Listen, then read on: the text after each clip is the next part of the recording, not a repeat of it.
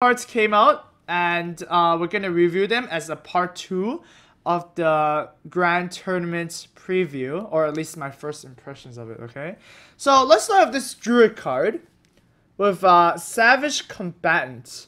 It gives Inspire, give your hero +2 attack this turn. So effectively, your hero power becomes deal 3 damage, and it's a 4 mana 5/4. Um, my first impression when I first saw this card was like, oh, it's pretty damn good, because like if its hero power can deal 3 damage, you can pretty much have a free Wrath every single turn, and just prioritize using a hero power a little bit more, right? So this is kind of interesting. The only problem with this card is that when you play this on 4, you can't play a 5-drop afterwards, and druids really rely on like having like sticky minions on the board, right? Like just play on curve and all the time. And of course, the counter to this would be like your opponent playing not a 3 health creature, which I believe is sometimes hard to do. So, for example, if you are facing against, I don't know, like a paladin, they have a lot of 3 health creatures, and this could be really awkward for them. This card is really bad against stuff like hunters and like face paladin, because like extra 2 attack doesn't usually do anything. And this is also really bad against, you know, classes that don't have a lot of high health creatures. So we're talking about like handlocks, you know, stuff like that. But like this is okay against like Patron Warrior, I would assume. I mean, 3 attack is pretty decent, and the 5/4 minion is also pretty decent. That's the Deathbite though, so I'm not sure.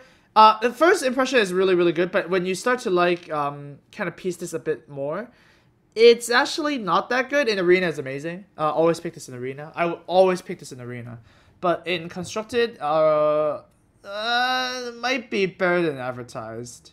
It might be worse than advertised, I mean, because you can't really use this effectively. I don't think this is gonna be too crazy. So yeah, this is the this card is. There's a lot of people asking me about this card. When it was when it first came out, because I'm like it's a priest card, obviously. The result is that having this on a bigger body, having the Light Warden effect on a bigger body, doesn't necessarily mean it's better, right? You still need to use the Pyromancer circle combo, which means you still have to have it when it doesn't get removed that easily. But then you're trading this 4-drop for like an Alkanite Soul Priest, right? I mean, I guess you can also put in Alkanite and Holy Champion. But then, at the same time, you have to ask yourself why you're not playing Shredder as well. Priest is not playing Shredder right now because there's better cards. But at the same time, if this card is not better than the Shredder, then why is this card going to be in a Priest deck at the first time anyways? And Arena is really amazing because you can trade something, heal it back up, it's a 5/5. And trade something, heal it back up as a 7/3 or something like that. This is really amazing in Arena, I think. But in Constructed, you really need to like kind of cheese a little bit. Maybe if they release a bit more healing cards, that would be really good. But like, I'm not entirely too sure about this card. I mean, it's a good card, right? If it's like in the classic set, but yeah, it remains to be seen. Not really a high rating here. Oh my god, this card everybody thinks is like, oh my god, this is crazy. I love the what is that called? The flavor on this, since it's like summon anything, right? And there's Jirax's flow in the background. But realistically speaking, still kind of difficult, because if you play a 6-mana creature, you really need something to happen, right? And this doesn't. Nothing happens when you play the 6-mana creature. So effectively, you have to play this to turn 8, where you basically word it as 8 mana 4/4, and then use the top card on your deck immediately. Or if it's a spell, you can like pretty much as a bad innervate. Yeah, it seems like it's really hard to use in practice, because if you play this as Hallock, for example, and you Wilfred into Ancient Watcher, or you Wilfred into Coil, and like there's enough bad cards that exist in Handlock that this might be a bit weird. But I guess it's fair, because Warlocks have 2 useful legendaries now, right? Jiraxis and Mal'Ganis are both really, really strong. So it makes sense to make like a lower one. But yeah, in practice, this seems really, really weird.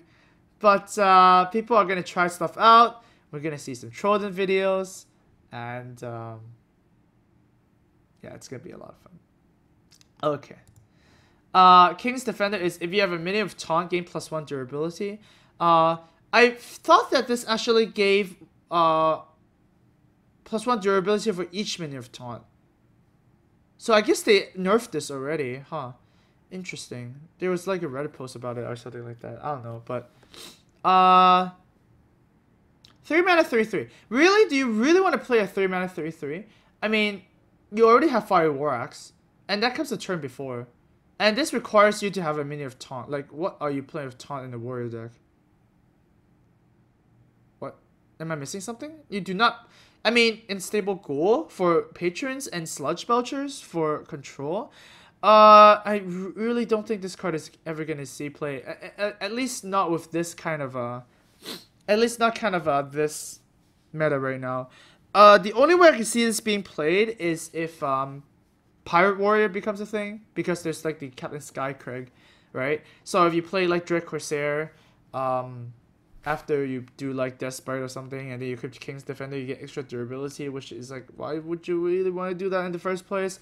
I don't really gonna see play. Not even in the Pirate deck. In Arena, it's fine. Whatever. 3 mana 3/2, Eagle Horn Bow, whatever. We'll take it. Colosseum Manager. And why it like first of all, when I first saw this guy, I was like, why the heck would you ever want to sap your own creature? Well, first of all, it's a 3 mana 2/5, so at least it's a bit like the stat line is fine. I mean, it's pretty good against aggro, but at the same time, like, how can you imagine this card being in any deck, right? You have to choose a class card over this in constructed. So for example, you run Aldor, you run this over Aldor, you have to run this over Dark Cultist. It's really awkward. People think that, oh, it's card advantage, right? You use a hero power, you can play this back again. Yeah, sure. If you want to play a 5 mana 2/5, because effectively, if you look at this card, right, 3 mana 2/5. If you want to replay, either use a hero power and play another 3 mana. That's 5 mana 2/5, and it also kills this guy, right? Because when you're sapping your own creature, effectively you're killing it. So would you want to play a 5 mana 2/5 Battlecry, deal 3 damage to your 2/3? I would never want to do that. This card is really terrible. I wouldn't see this is terrible.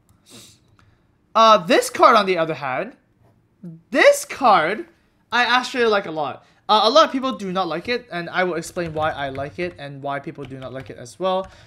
Just the card True Heart. I guess I should also put out the graphic of all the hero powers that are changed. So there we go. So I will explain why this card I think is going to be really powerful. But first of all, people think that this card is really bad because you play a 6 mana creature, you expect a bigger body, right? You expect because it does something when you play it, which is like, that's a good fulfillment, right? When you play a 6 mana creature, you want something to happen. Emperor happens, something happens. Sylvanas, your opponent has to play really weirdly. You know, Black Knight. Another thing would be like Pile of Sky Golem because it like comes back to life, etc., etc. So it fulfills that requirement. But a lot of people do not like the 3 health. It dies to like Wrath, it dies to like, I don't know, what else does 3 damage? Wrath is like the first thing that comes out of mind. It dies to Sword, True Silver Champion, Dark Bomb, etc., etc. It just dies, right?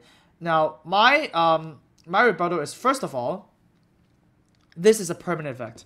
Very strong. Permanent effects are really, really powerful in any game, right? You can see that Jiraxis, for example. Jiraxis is pretty much the only comparable card right now that's a permanent effect. And Jiraxis is really, really good because you keep on spawning 6/6s. If you can spam your hero power every single turn, and also coupled with cards that are like, you know, Maiden of the Lake that makes you like spam more. You can also do like another card that's that is coming up. Wait, yeah, the card that we reviewed before, the one that you can use your hero power twice or something like that. Like, it makes this card insane. So I look at this card as a 6 mana, get a new hero power. Oh, by the way, you get a 6/3, right? So that's basically my assessment of this card. And also, sometimes you can also get away with the 3 health. If they actually do not have removal for the 3 health, it actually trades upwards. So it actually trades for their Lotheb or something, right? Yeah, they play Lotheb, you play this card, and they do not have, you know, a trade. So they actually have to hit your face with the Lotheb and play something else, and then just a cooking trade. So like, I actually think this is really strong. Obviously, it's not strong in a couple of classes. So for example, Rogue. Like, why do you want a 2/2 weapon? You're just giving your weapon +1 every single time you use a hero power. And you do not use your hero power a lot, so that's bad. Hunter's probably bad. You only gain +1. It's not even doubled. No smoking allowed. Warlock is also really bad. And Druid, in a sense, is also really bad. Because, like, why the heck would you want one extra attack? You usually just want to ping stuff off with one attack, right? It's really good in Warrior, I think. You gain a lot of art. That's insane. In Priest, it might make some Valen Arcanine combo be really good. Because Valen Arcanine would mean that heal does 8 damage instead.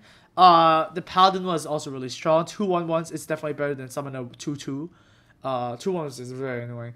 And remains to be seen how the Mage and the Shaman will perform.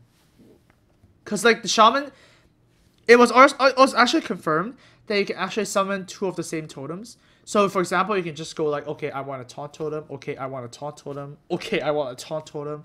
And just seal out, you know, I don't know, some aggro matchups. I still don't believe that this is going to be used in Shaman though, because you can just summon whatever you want if your RNG is by your side. And Mage doesn't seem like it's that strong either. So I think it's going to be really strong in Warrior, Paladin, and Priest. Okay. Onwards to the next card. We have Flame Juggler. Deal 1 damage to an enemy, which is kind of disgusting in the sense that I wish it only dealt damage to minions. If this battle cry only deal 1 damage to a random enemy minion, this would actually might even see play against aggro, right? You know, ping off their Leper Gnome at turn 2. That's amazing. Ping off their Abusive Sergeant or Web Spinner or stuff like that. That would be amazing. But the fact that this could actually miss makes this really bad, right? I mean, damn. The fact that this can miss is so bad. It does have the better stat line compared to Knife Juggler, and it has more health. But the fact that it can actually smoke is really, really terrible. I would be very careful of this card. In Arena,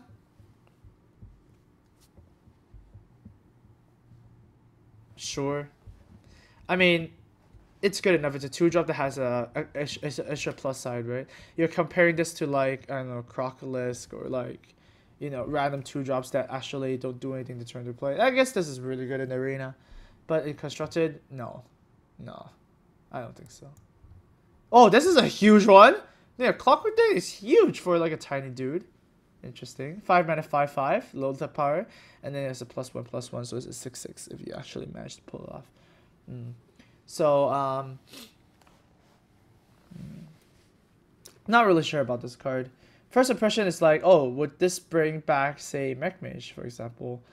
5 mana, 5/5, and you buff your Shredder, or you buff your Yeti, or you buff your Spire Tank.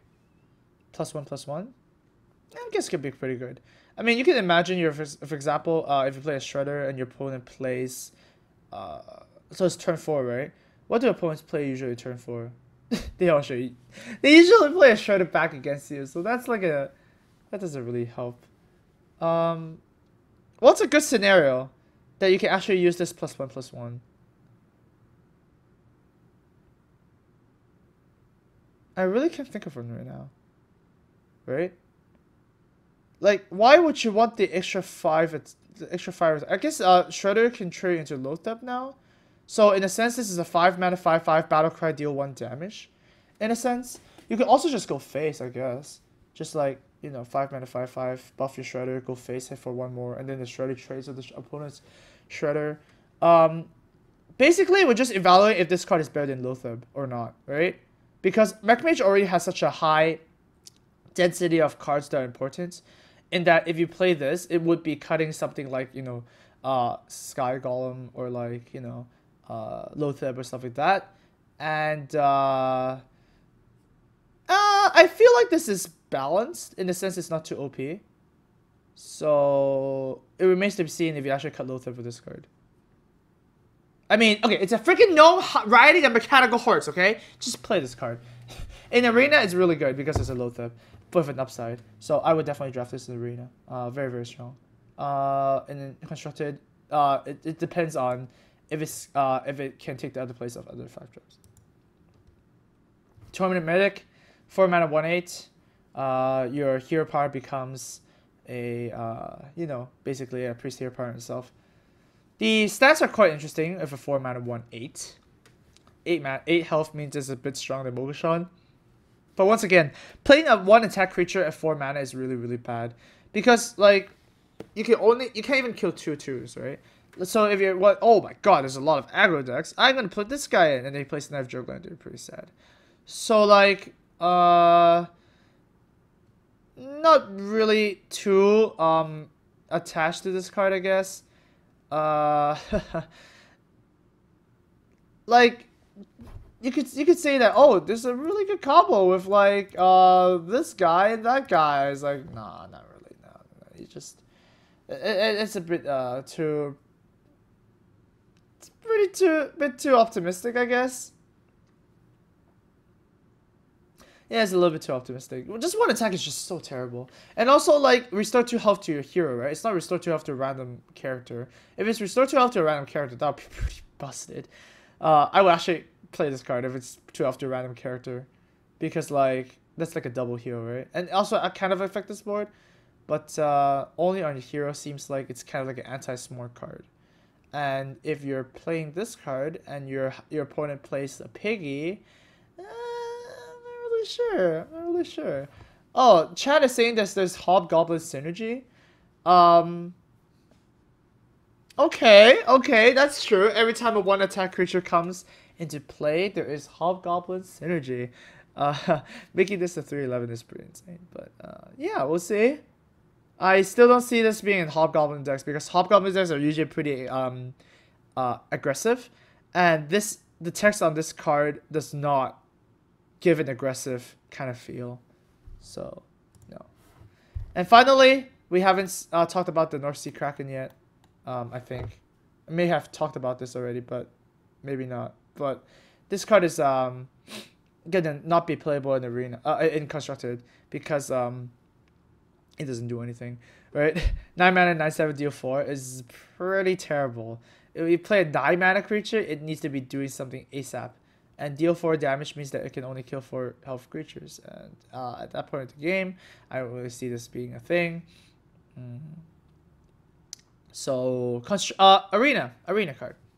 Arena is fine. It's actually not bad. There's a lot of 4 health creatures that you can want to kill. Dark Art Dwarf, Ogre Magi. There's a lot. 4 health creatures you want to ping off. So this is fine. I would pick this in Arena. So I think that is it for the part 2. We will see what the next set holds. Yeah.